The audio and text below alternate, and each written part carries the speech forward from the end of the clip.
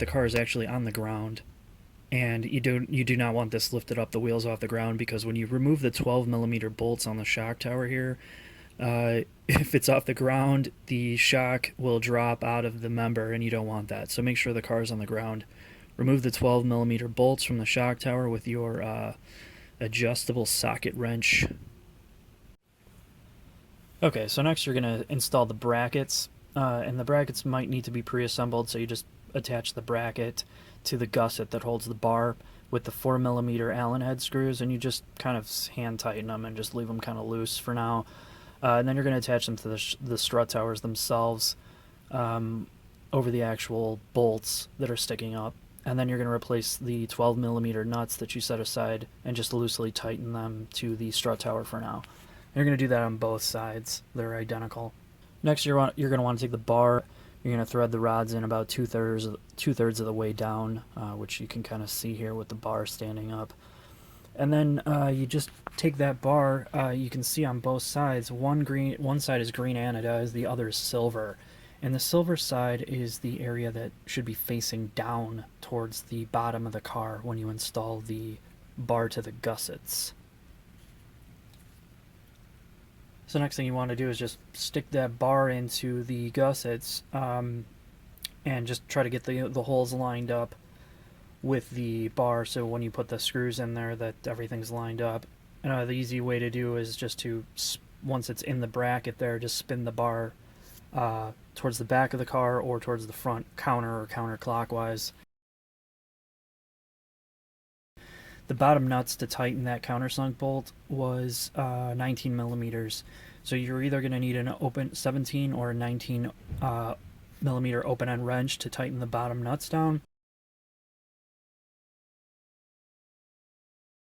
You want to torque all this stuff down in the following order. You want to torque the strut bolts, strut nuts, the 12 millimeters that you pulled off first. You're going to want to put those back on and tighten them all down to 17 pounds of torque. There's 6 of those nuts, so get that all tightened down on both sides. From there, you're going to use your 6 millimeter Allen head key on your torque wrench, and then the retaining nut that goes underneath there, you're going to use an open-ended 17 millimeter or an open-ended 19. In my case, it was a 19 because the bolt was a little bit bigger. Then you're going to tighten that Allen head down to 35 pounds with your torque wrench. When you are tightening down the large countersunk bolt on the passenger side, just make sure that your wrench isn't touching any of the battery terminals.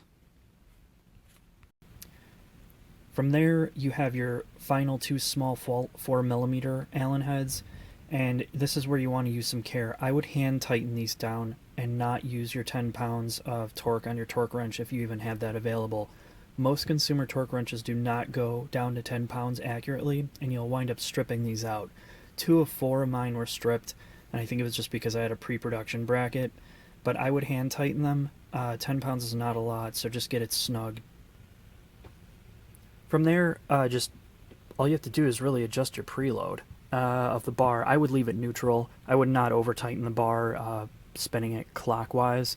Just kind of get it snug and then lock the jam nuts. And if you have an aluminum wrench, that's perfect because you don't want to mar up that nut, those jam nuts on there, so it looks all scratched up. So really, the installation is that simple. One of the things about this strut tower bar is it will not fit if you have an Innovate supercharger kit, regardless if it's intercooled or not. The other thing to note is if you have a prop rod relocation as a part of any turbo or supercharger kit. Now the problem with that is the prop rod does contact the strut tower bar or the gusset, so I actually have to remove mine, and it's probably a good excuse to get hood dampers. You know, bottom line is, if you're not buying this bar for looks and you're going to dump $200 to $300 on a strut tower bar, you're going to want to know it's going to do something.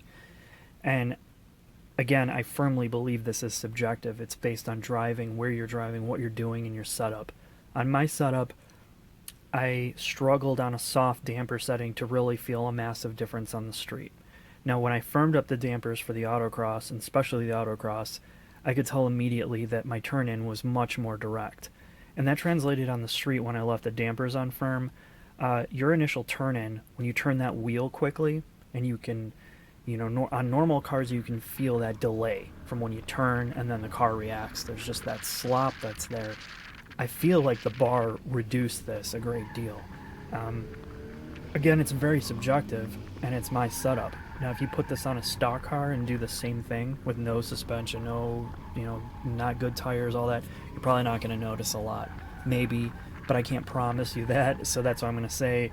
I think the bar's a good idea for those who are more into competitive driving, track, autocross. If you're just driving around a daily driver with no modifications, I really don't think that you're going to get a lot for your money here.